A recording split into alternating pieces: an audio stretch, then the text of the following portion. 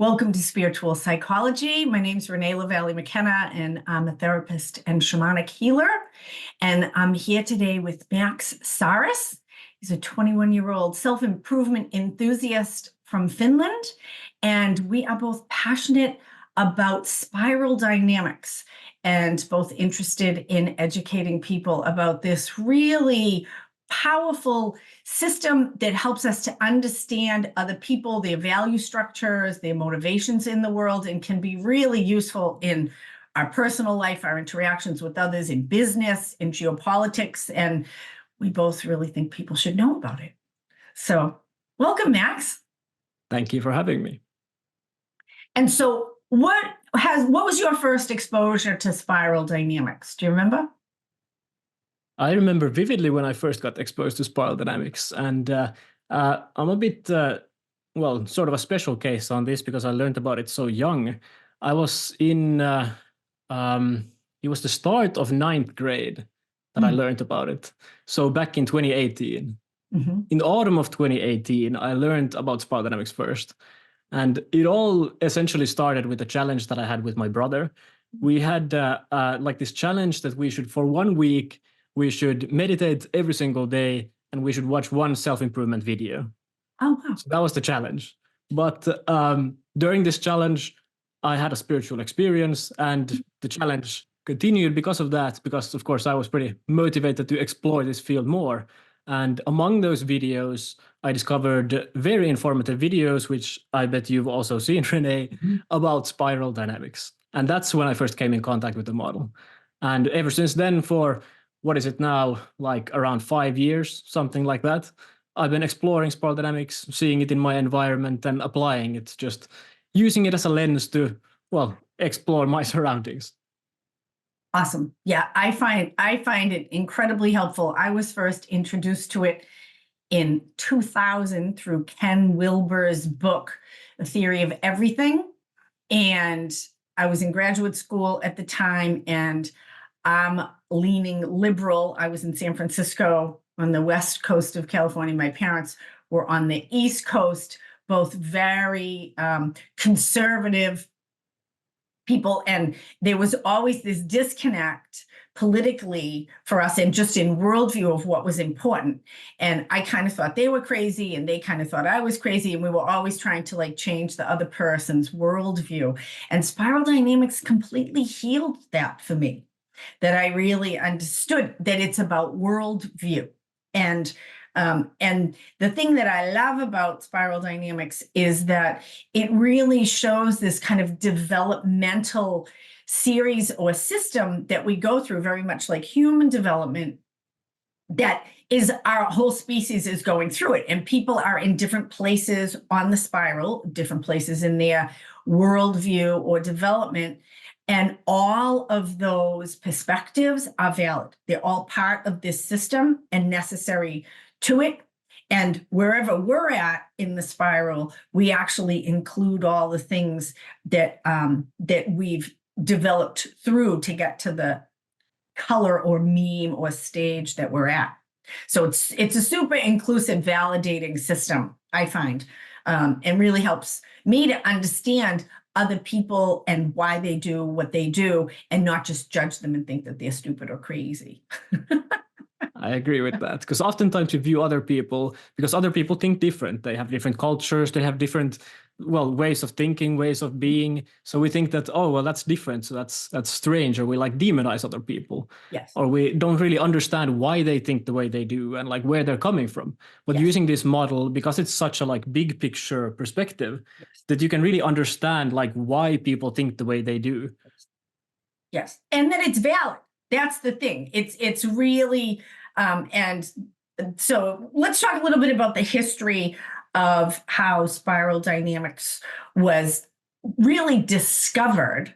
So I know you know some of the history too. So there was a researcher at the University of Texas, Claire Graves, and he was actually doing research on some other social archaeological, and then he saw this pattern. They interviewed like 200,000 people or 20,000, some ridiculous amount of people. It was a very large study that he was part of. And they saw these patterns.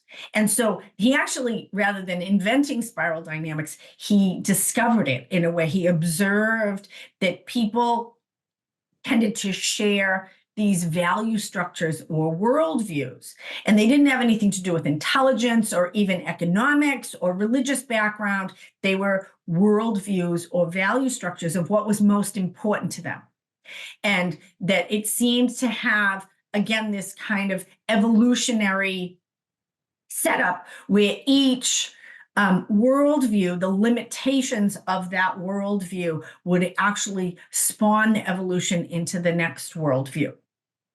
And then there was a man named Don Beck who worked with him. Clare Graves was a pretty unhealthy person. He actually died pretty young. And Don Beck went on to bring spiral dynamics out into the larger world. In fact, they even used the system to help dismantle apartheid in South Africa with Desmond Tutu and Mandela, and working with the Afrikaans people, using this understanding of different worldviews and what was focusing on the optimal or the healthy or positive aspects of each of these to be able to let people move through and understand really different systems in a way that was helpful for everyone.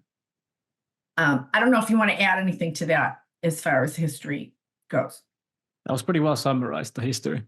Oh, good. But I suppose we could add present day, because it's still very much like viewed in a light that it's not very credible, which is, I think, a pretty shame, because there's a lot of like evidence. For example, you can see it in your own life, or you can see it like scientifically. There is a lot of evidence that like backs these claims or this model of spiral dynamics. With brain development and with the development of culture, for example, it all ties into this spiral dynamics model, and it's like, what's it called? Like it proves the usability of the model, which I think is very useful, and a shame because it's not really like viewed in that light. It's viewed as kind of like pseudoscience by a lot of these like mainstream scientists. Interesting. I haven't gotten into that piece of it. And I mean, I actually operate on the outside of most traditional science anyway. So I suppose let them think what they want to think. I mean, I think it speaks for itself. So let's tell people about, just kind of run through the system in general. And I certainly have, I have a lot of opportunities besides my now dead mother to talk about how it's been helpful for me. So I can point, which way am I going? I'm going this way. Okay, so the very first level is, and they call them memes in spiral dynamics, is the survival or the archaic instinctive level. So why don't you talk a little bit about your understanding of that level?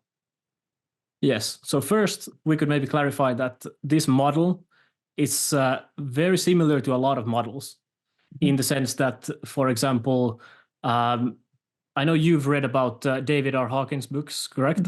Yes. Yeah, so it's very similar to the levels of consciousness that he might talk about there. Yeah. You can make ties into, for example, Maslow's hierarchy of needs. So all these stages, essentially, they follow that same pattern that a lot of these other people have found. So Yes. That's another clarification there, that's what it Thank ties you. into.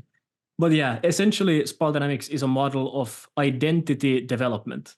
Your identity of who you are gets bigger and bigger, and it gets more and more complex. So it starts with the first stage, which I don't know if I can point to it here. Here, I'll point. I'm going this way. Side, you can are. point. So the first stage beige, that's when the identity first develops. For example, in humans, this is when you first get born, by the ages of 0 to 2. You're still very much like, you barely have a self at this point. All you can think of is survival. You need food, you need water, you need your physiological needs met. So if you think about, for example, animals or, well, newborn babies, they would be at this stage.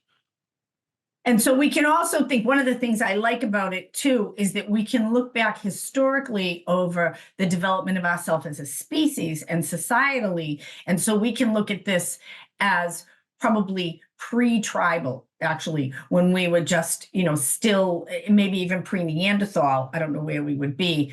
Like still ape-like. Still ape-like. I mean, even apes have some It's probably ape-like is right. Yeah, because it's just about survival. And They're very instinctual. yes, yes, the instinctual drives are the most important thing. In fact, there's not anything really beyond them, right? And you don't really care about other people other than, for example, when it comes to instinct, like how animals do. Right. Like I want to have sex with you, or you give me food, or well, some people might argue that because there is in some of the more highly evolved animals, there are some kind of complex structures of society, like in wolves and in certain, like I think with whales and dolphins and things like that. But basically we're still talking about instinct, and we aren't talking about consciousness development. Which definitely plays a part in this, I think, in our relationship with the larger system. So as consciousness developed, those who were beyond started to develop, or we started to evolve beyond just mere survival. There was a relationship with the outer world that became more based on security. If I get my finger in the right place, security and magic animistic, and this is the purple level. And so talk a little bit about your understanding of the purple level. Yes, so you enter the purple stage when you recognize that you can't really survive that well on your own. You need to take it, like you need to take into account the existence of other people. So for humans, this was when we started living in tribes. We noticed that, hey, well, if we work together, we can get food better, we can get, our lives are more secure that way. Yeah, that's how you enter the second stage, stage purple, which is this like more tribal-like stage, which some animals arguably are already touching. For example, when you mentioned with the wolves, and for example, chimpanzees. So this stage is very much still like instinctual. You still think very much about just survival, but now you have a little bit extra stuff. You have like starting of culture. You have, for example, new like clothing, you have these tribal clothings, you have these rituals, and another characteristic of stage purple is that it's very like magical in a way. Like if you think about children, for example, they have a hard time distinguishing imagination from reality. That's essentially how this stage is as well. So if you think about like tribes in the Amazon, for example, they have their spirits and they have their gods and all of that. They still can't really distinguish that what they're actually seeing and what is going on over here. So it's an interesting thing because I actually, in my spiritual psychology work, use some of the ancient practices of indigenous people, which is often called shamanism, and have actually come to an animistic view, which is one of the words on the purple on the other side, magic and animistic, which is an understanding that there is consciousness in all things, that this isn't a dead universe, that we're part of a larger system. And a lot of so in the purple, there is more of a superstitious relationship with that, rather than because there hasn't been a development of science yet. So if there is some understanding that we have a relationship and an ability to manifest, which is what a lot of rituals and magic is about. But I think there tends to be less understanding of what that is, as far as like if a volcano erupts, is it because we did something bad? Or if there's like, if it doesn't rain, is it because, you know, Susie had sex with Bobby and that like shamed the tribe and the gods are punishing us? So there's begins to be a worldview of more spiritual or consciousness or even religious understanding. This is where there might have been sacrifices and this idea that we absolutely have impact and there's some consciousness about what we do and how we affect that. And some of those have become really, really highly developed. But at the purple level, it's still pretty rudimentary. And it's the kind of thing where, like, if twins were born, then, often twins were seen as like some kind of evil sign, and they might kill the babies because the twins were born, rather than having a deeper understanding. So there's a lot of superstition, I think. Yeah, because all these stages try to understand reality in their own way, but purple doesn't yet have the framework to analyze it scientifically, so they have beliefs. And another important thing about the model is that it fluctuates with a lot of things. Yes. And mainly it fluctuates with individualistic and collectivistic thinking. So for example, at stage beige, all you can think of is like yourself. You need to get food, you need to get water. But at stage purple, like the individual is more like, say, an organ in a body. Like you don't really have autonomy in that sense at stage purple. All you can think of is the survival of the group. Yes. What I might call hive mind.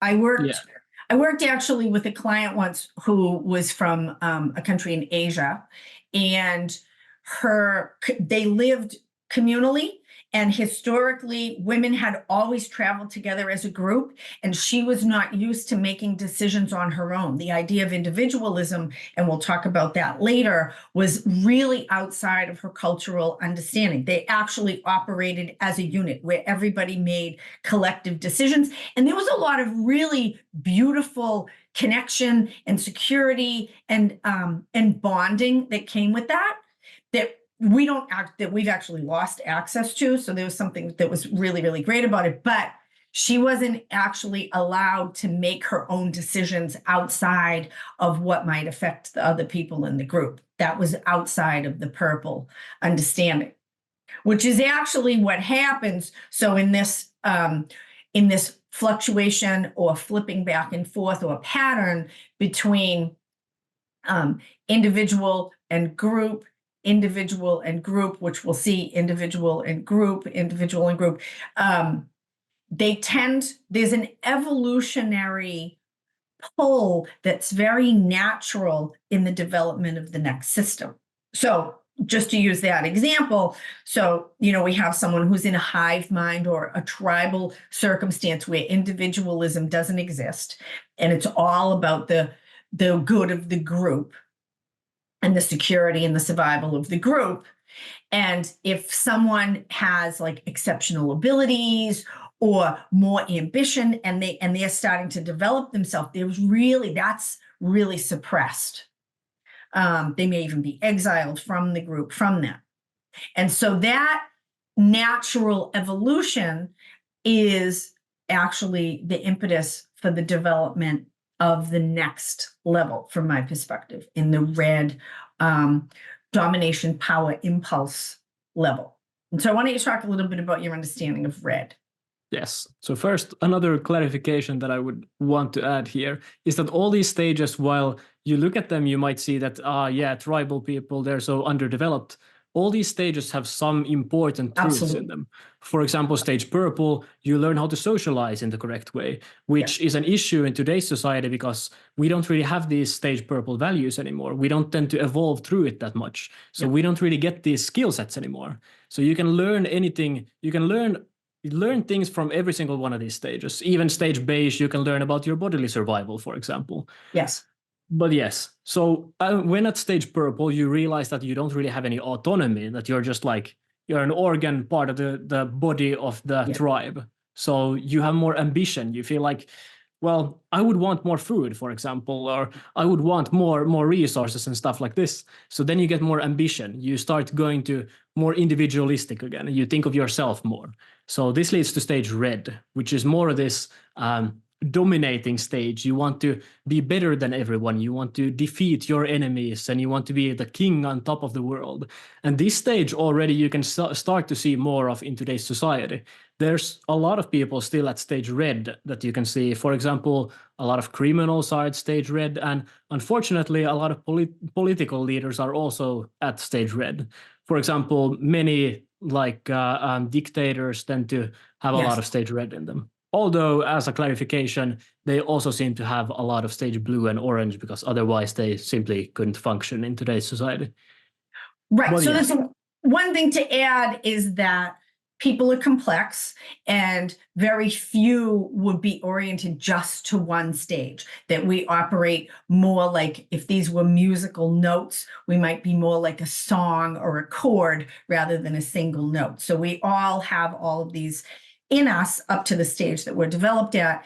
And the other thing to notice is that each of us does have what Ken Wilber talks about, transcend and include. So as we evolve in complexity, we don't leave what was behind. We actually bring it with us. Now, there may be deficits like you talked about with the tribal deficit that we have now. But you can see, particularly, I mean, I think about Africa, which, you know, was decimated by colonialism, but was, you know, often organized in a tribal and sometimes incredibly sophisticated tribal organizations, right? But a lot of the subsequent autonomous countries are ruled by dictators that are in the red stage. And we can be horrified by that, but actually, because we don't understand that actually that's a necessary evolution.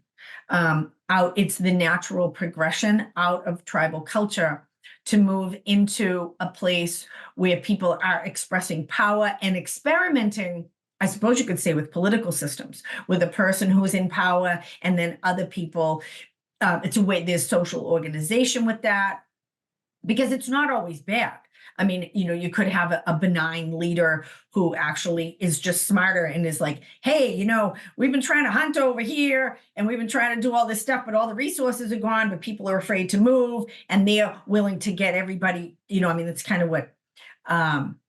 And we can make a point here that with the evolution of humanity, when the populations were rising and rising, it was evolutionary beneficial to, well, steal food from others so that your tribe could survive. So that's why this stage sort of evolved. Like in a world where there's limited resources, there's limited land, it's beneficial to take from others, which is why this stage evolves. Yes. So, I mean, it's interesting. I haven't thought about this before, but I think about some of the Old Testament in the Bible and a lot of the tribal talk and a lot of, because there's like the tribes of Israel and there's, you know, movements and exoduses that are led by, you know, like Moses and Abraham. And so those needed strong leadership in order to move into the next place, to expand the population and to continue development. So the limitations of red are that it is more concerned with the people that are in power. So if you have power, so for example, the Taliban is actually kind of blue and red. I'm going to talk about them a little bit, but so the limitations of people who are in power, and if you have might is right, is that people who don't have that might can suffer, right? And so there can be a lot of harm done to other people, like you said, dictatorships and things that are really oppressive or harmful. And so the other people who are suffering under the hands of perhaps an unjust or crazy autocratic ruler can gather together, and that actually develops the third level, which is order and authoritarianism and rules. Why don't you talk about blue? Another classic way that you can evolve from red to blue is, for example, if you're one of these dictator types, or if you're some warlord. Also, an excellent documentary for that is the Cannibal Warlords of Liberia. That video explains excellently how the development of stage red to stage blue occurs. Wow. Okay. So, for example, you can have someone who's stage red. Let's say you're really focused on power and like might, and you want to defeat your enemies and be king of the hill, for example. Right. So the issue with that is when you steal from others and when you hurt others, that usually makes a lot of enemies. And when you have enemies, that's not safe. So if you have like a near-death experience, you almost get killed by someone, for example, or if you have children, then you can notice that, well, this lifestyle isn't really that good because I'm putting my children in risk, or I'm putting my own life in risk. So that gets the sense into your head that, well, we might need some order into this chaos, because we can't just go around stealing and murdering from everyone, because then that's very risky. And that's why stage blue emerges. And this stage blue really enables the development of larger civilizations, not anymore like feudal civilizations like kings and stuff like that, but actually larger civilizations. Like, for example, the Roman Empire. That's like the beginning of stage blue for humanity. So stage blue now we're focusing more on order. We're focusing on rules. We want to make it so you can't just steal everyone's stuff and you can't just murder anyone you want. Now you need to have some rules in place that you can't do that. That, okay, you must not steal, you must not kill. And what does that remind you of? Tell me. The Ten Commandments, for example. Right. So religion largely has a lot of stage blue in it because it was simply necessary to control the population. So you would be able to have larger civilizations. Because if people believed that they could just kill everyone and steal all their stuff, then they would just do that. But now that they feel like they have some like rules on them, for example, laws, that's also a stage blue characteristic. Yes. And another thing with stage blue is that oftentimes another thing that fluctuates is the belief versus rationale. So for example, in stage purple, you're very much believing in spirits and animism and stuff like that. And at stage red, you only really think about your own stuff. You try to think about like, well, what's best for you? Right. And then again, after that, at stage blue, now you have a larger belief system. And for example, you can have a religion or you can have some political system that you believe in, but you have some like structure now. That's actually larger than the individual. So there tends to be idealism and working for the good of the group. And it can be like the culture or your country or stuff like this. And this stage is the most common stage today. Yes. I think the statistic was a bit old. I don't know what it is today anymore, but it was at least, was it like 10 years ago, 50% of the global population still at stage blue. So it's the stage which most people are still in, which you can largely see in today's politics, today's world leaders. You can see this stage absolutely everywhere.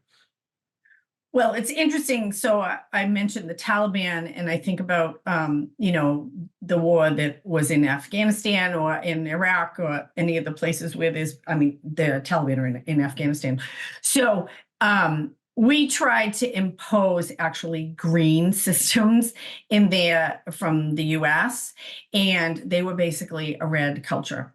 And that didn't work. And the warlords, part of the reason it was undermined is because you had all these kind of tribal warlord or clan leaders who kept undermining everything because they were still more interested in their own success or wealth or whatever, or power. And you can't skip any stages. You can't skip any stages. And so it's an interesting thing that actually the Taliban came in and put rules of law. Now, they're very toxic rules of law and very extreme rules of law, but they were able to bring order where there had just been chaos, which is really the downside of red, is that, like you said, it's very unsafe and it's chaotic.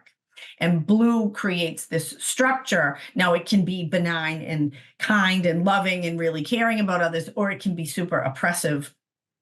Restrictive.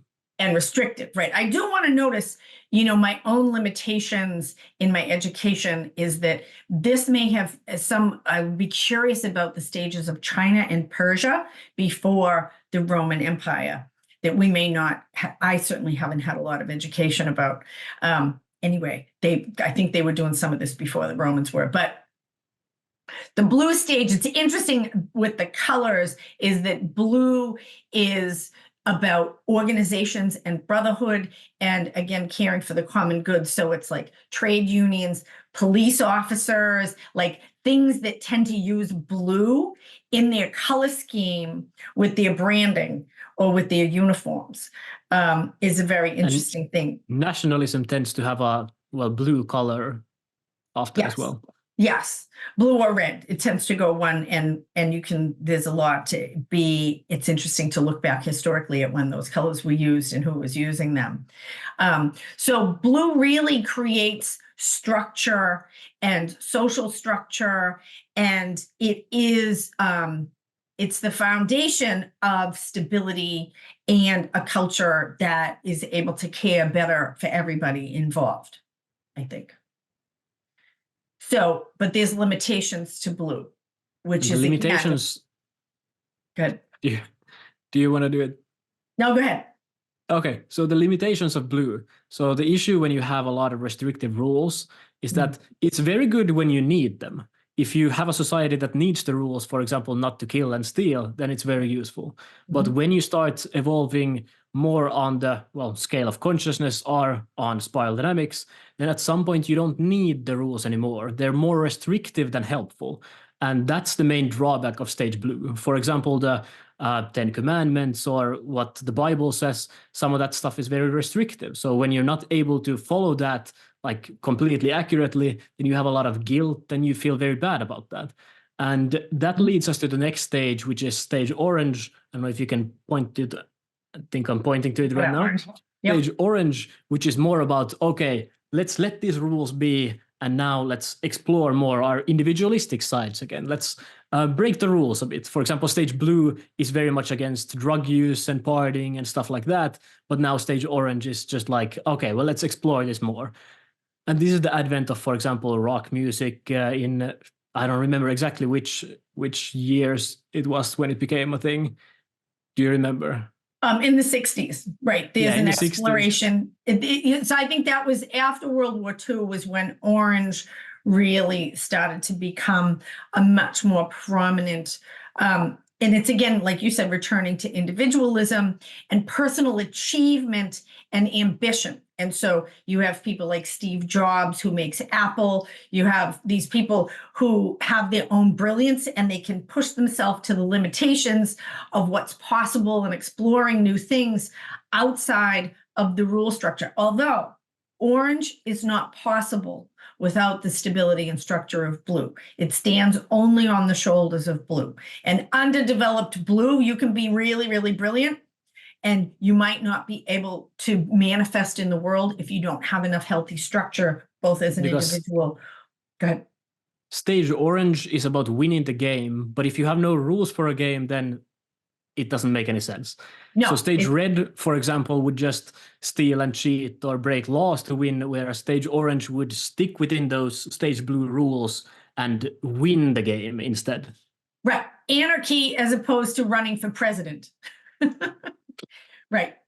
And so orange has brought tremendous achievements in technology, in medicine, in psychology, in all these different areas of our life, has been driven by people's individual brilliance, their individual achievement and desires to do more, be better. And so there's been a lot of, again, great developments that have highly improved our standard of living compared to where we were at in red and purple. I mean, most people now, I think worldwide, the level of lifestyle that people have is elevated tremendously from what it was even just a couple hundred years ago, right? And a lot of that's because of orange. But the problems, the shadow side of orange, and each of these has both a positive and a shadow side, is that individual, very much like red, that individual ambition can not necessarily care about who is harmed in the process. And so you end up with, corporations that don't care about environmental damage, or businesses that may do harm to their employees because they're not really, they're just caring about the bottom line and making the most money. And so there's the lack of concern for the group becomes a shadow aspect of this. And there can be selfishness and greed and extreme behavior that causes harm. And so again, from my perspective, very much like how red creates blue, orange creates green, in that, there's a lot of people that might be suffering. And I mean, this is, it's interesting to think about like the rise of communism and where that would fall in this, in the idea of trying to care for everyone and to have a more equal experience or to elevate people's lifestyle out of this place of orange. Yeah, so also another thing with stage orange is that because we don't have these rules, it ultimately becomes unsustainable, both like on a collective scale because of, well, pollution and like global warming and all of that, but also like on an individualistic scale. For example, you don't have any rules, so you eat whatever the hell you want and you consume whatever the hell you want in terms of media, and you don't really care about these things anymore. So that has a very much unsustainable effect on your body and your mental health. And that often leads many people to the next stage, which is stage green. And also, I'd like to point out one thing here about, you mentioned communism. A lot of people attribute communism to stage green, which, well, the ideals of it would be stage green. But the issue with it is that it's been tried to implement in a stage blue way, which doesn't really work. I spent, before we recorded, I told you I spent some time in Russia. So it was very interesting. Anyway, that's a whole couple series of videos to talk about that. Right. It was the blue stage, and it became in its most oppressive form, which actually suppressed people from being able to be to express their individuality or to achieve anything, which is a necessary, and actually I think it's just a natural part of our own evolution, is for people. Not everybody wants to do it, but a lot of people are ambitious and do want to express their authentic self in the world. And so, but as we come to green, we can do that in a way maybe that's not at the expense of the environment and other people around us. And so why don't you describe green to us? Yes. So while orange is good at achieving results like physically, you can do a lot of scientific results and you can become buff by working out, it's not really that amazing for the mental health. And again, orange is individualistic. So when we move to green, we notice the lack of orange. We turn more collectivistic. So now we again try to reestablish more like deeper connections with other people. We try to focus more on the self-improvement becomes more about focusing on healing trauma and fixing like your own mental issues instead of more like physical image issues. You don't want to appear better anymore. You just want to you want to live healthy. You want to eat healthier. You want to think healthier and stuff like that. So when you become stage orange, your main focus oftentimes is either in trying to live a healthier life, or again, in trying to solve these collective issues, which nowadays you can see a lot in culture. While stage orange is the, let's just say, mainstream culture, or it's been largely for the past, say, 20, 30 years, stage green is now emerging as the new mainstream. The what many people call woke culture, that's classic stage green. Just the vegans and vegetarians and all this gender stuff, that's all like classic stage green. So you try to fix these issues that you notice in society. You notice animal cruelty, you notice discrimination and identity issues. So you try to fix these little social issues. And that's the classification of stage green. Yes. And you can see it in the colors of like the Green Party and Greenpeace. And again, we have this reflection of these ideals of trying to be, think about the disenfranchised and those who don't have a voice, and social justice, and more equality for everyone rather than just your own individual needs and ambitions. And so, go ahead.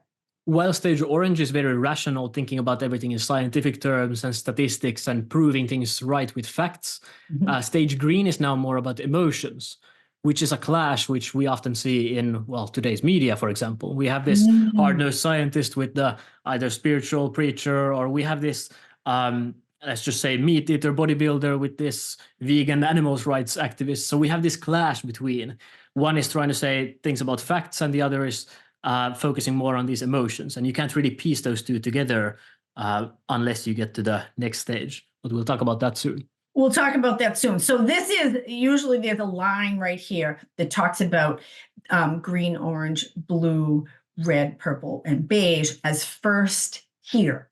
And one of the things about, and you just described it very well, is that in these stages below yellow from green down, people tend to see only through the lens of the meme or the stage that they're at. And there tends to be a demonization or a misunderstanding, or people think the other person is stupid.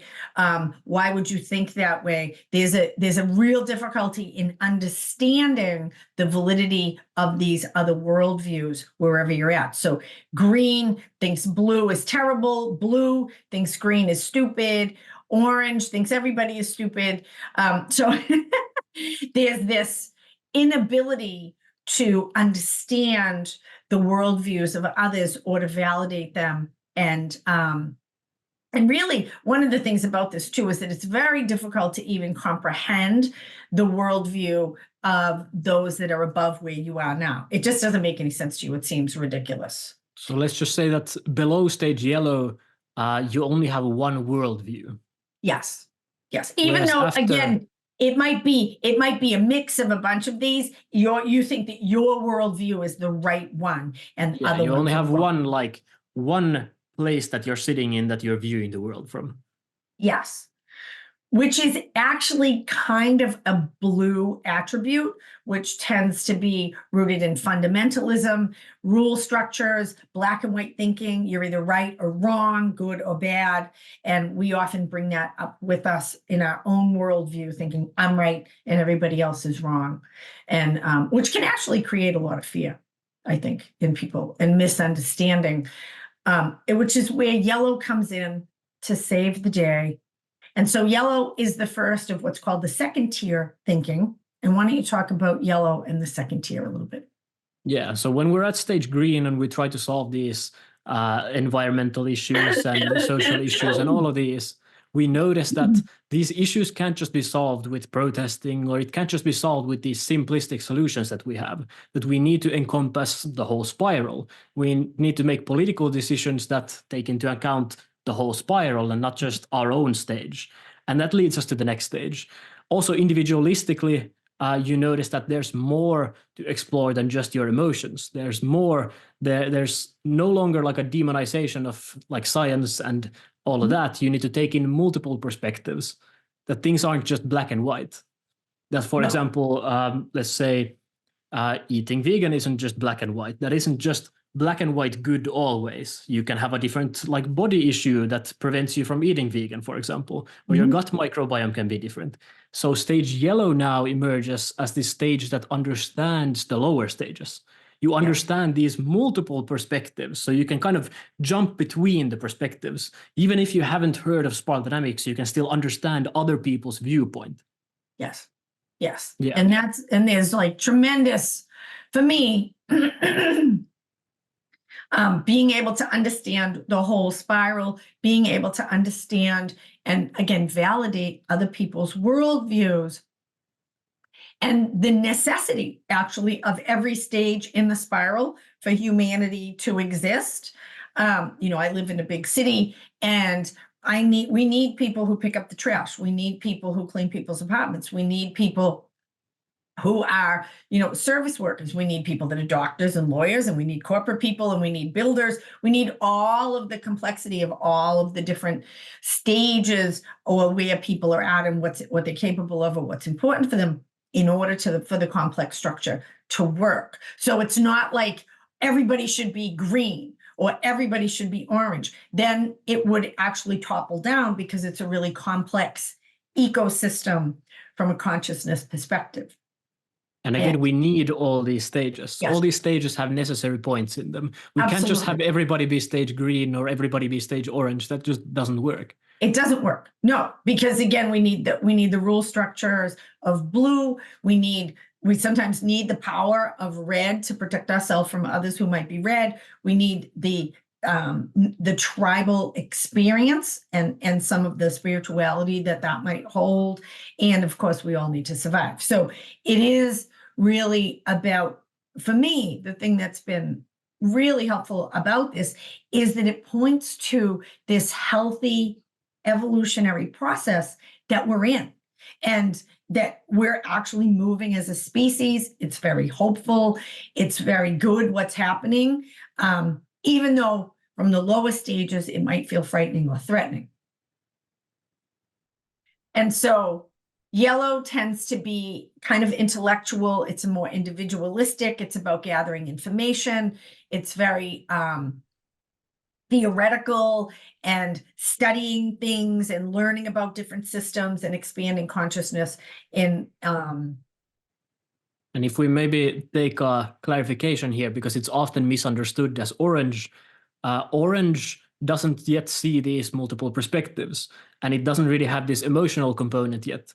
So that's how you can differentiate from stage yellow to stage orange, because stage yellow can see that these often these truths which are viewed as, well, 100% true, then they might not always like hold true. For example, stage yellow can have this spiritual component of stage green, whereas stage orange doesn't really have that.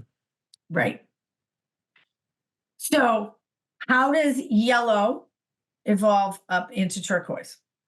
Yes. So yellow is a lot about getting more knowledge, getting more expertise, or mastering some craft that you're doing, mastering some hobby or something like that, like martial arts or something like that. So the issue with that is that you notice at stage yellow that you can't really solve these global issues. Now you might have the solutions, but you can't solve these global issues on your own. And now that you've focused a lot on knowledge, personally, that doesn't take you to the final stages. Like, there's still more to life than just knowledge. There's more to life than just like the mind stuff. And that gets you to stage turquoise, which is again more collectivistic. Now you have both those complex solutions, and you try to build a community around that to hopefully solve those issues. And now, instead of just thinking about let's just say more knowledge and mentalization and stuff like that, now you try to be more. You get the resurgence of spirituality again, which is again the fluctuating belief/spirituality spiral. Well, it's interesting because there's almost in this place, in the second tier, there starts to be a repetition. And so, although yellow is certainly not just about survival, what's happening in turquoise is similar to what's happening in purple, in that it tends to return to spirituality, to animism, to this sense that there's a living force in the world, but it includes all of these other developmental scales too. And so it's not superstitious.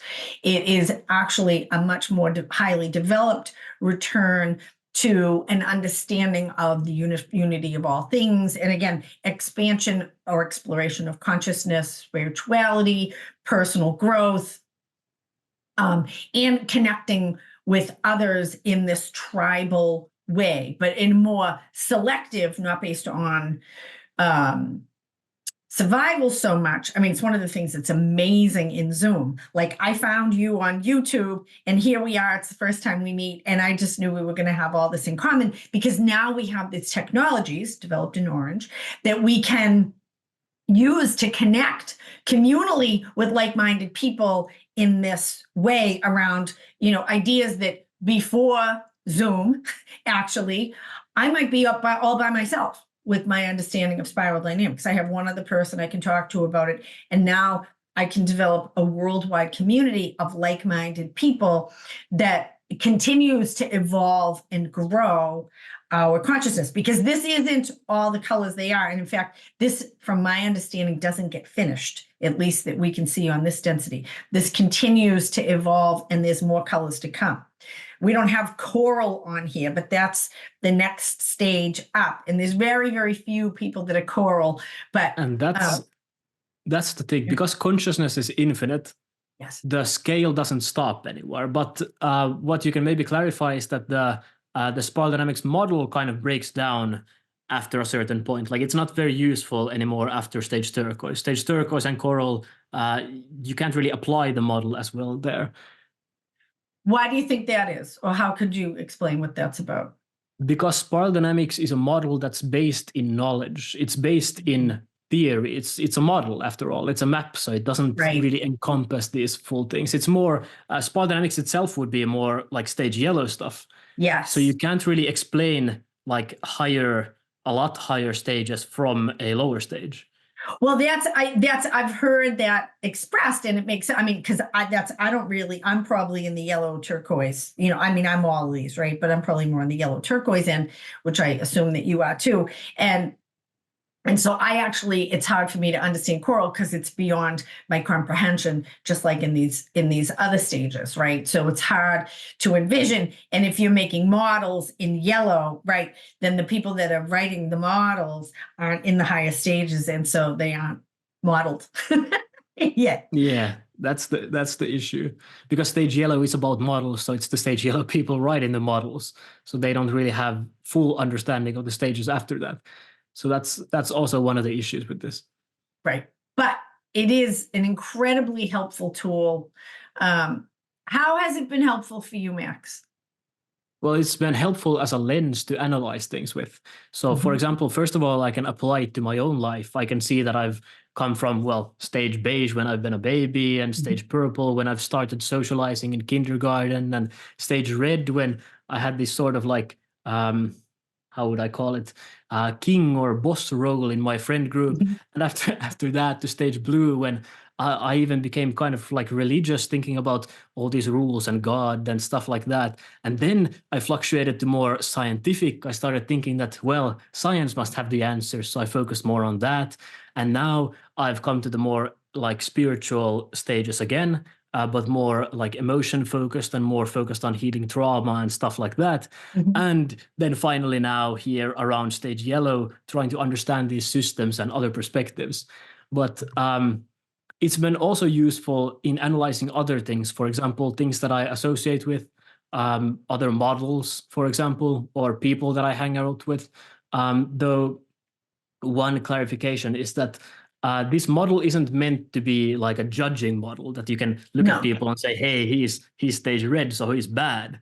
None of these stages are worse than each other. They're all survival strategies. They're strategies that you can adapt to in a certain environment. Stage red is excellent in a war situation. So it doesn't really help to judge people like, hey, you're less developed than me or something like that. And also we have this bias because this model is often viewed as like evolving, becoming more complex and better, but it really isn't. So we have this bias to sort of put ourselves a lot higher. Like if you're, for example, at stage red, you would want to put yourself at stage orange or yellow. If you're at stage orange, you'd want to put yourself at stage yellow. And if you're at stage green, you would want to put yourself at stage turquoise. So I think it's a bit hard trying to like evaluate your own stage because from what I've seen, a lot of people, when they try to do that, they tend to put themselves super, super high just because it feels better. Right. But yeah, other than just analyzing things and like what would be good to, like, for example, learn, what would be a good model or what would be a good perspective to try to learn more about, that's been maybe the main benefit of spiral dynamics to me, at least. And then, of course, having a roadmap of like my development. I can see that I still have a lot of things to develop on the lower stages. For example, stage orange finances would be one thing I would want to master. And more stage green community stuff would be excellent. So you can see these things, you can see the positives of each stage that you'd want to like develop. And that's been a massive, massive bonus. No, also, I agree. Yeah, go ahead. Also maybe really like from understanding the model, a benefit has been to understand other people. You no longer like judge other people because you understand where they're coming from.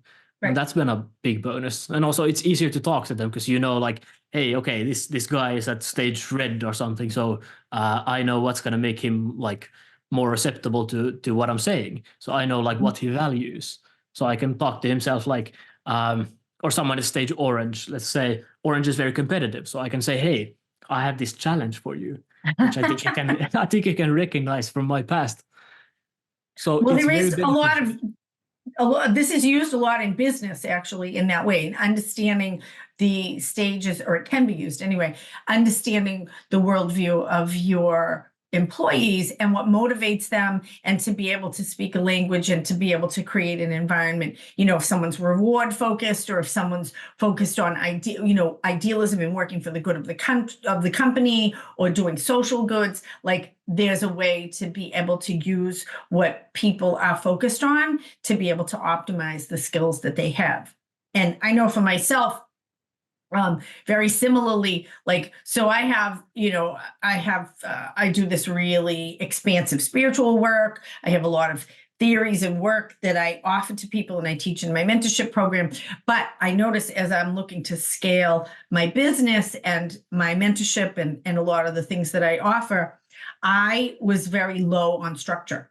And so without those structures, then I actually can't move the ambition and bring it out into the world. And so I've also had to go back down and look at these more underdeveloped stages in myself so that I can develop them and strengthen it up so it supports the continued evolution in my own life. Yeah.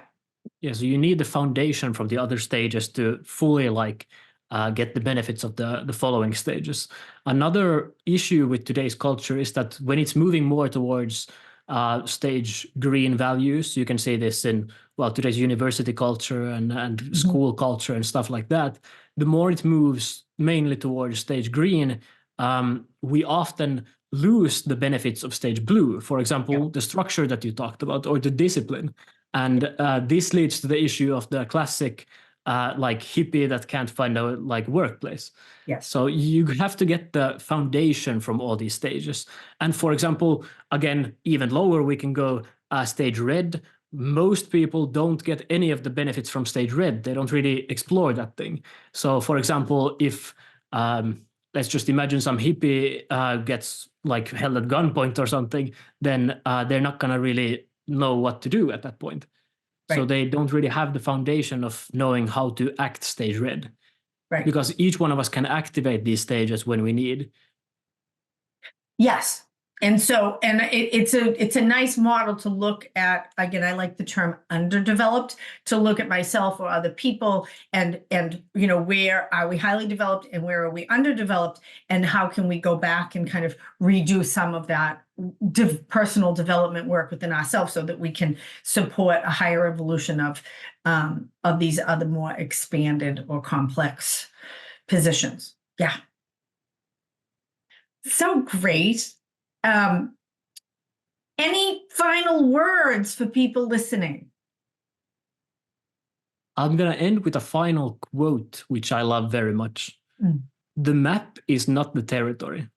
You have to remember that this is just a model. This is not exactly how reality is. If you see someone that is classified as stage orange, you have to remember that that's just a model. Humans and, systems at large are often more complex than can be encompassed in a single model like this. So you have to remember that, it's a helpful tool, you still have to differentiate it from what's actually real. Beautiful. Max, so great to talk to you. And I know that you've taught some classes in spiral dynamics, and I wish you well in continuing to spread this work. Thank you for helping me to do that. And maybe we can continue the conversation and go a little deeper at another time. Thank you for having me on. All right. Blessings on your work and everything you do. You too.